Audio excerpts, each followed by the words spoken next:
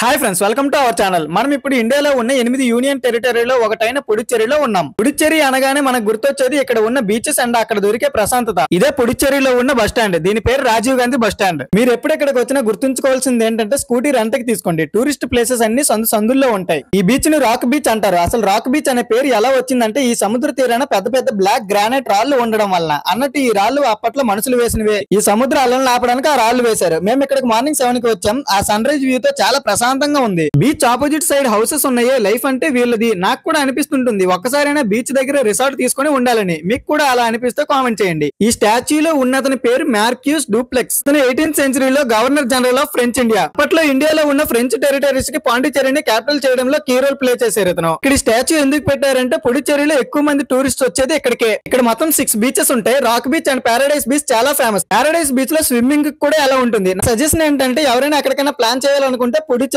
Plan చేసుకోండి. అంతా budget లోనే ఉంటాయి. నెక్స్ట్ వీడియోలో కలుద్దాం. Bye friends.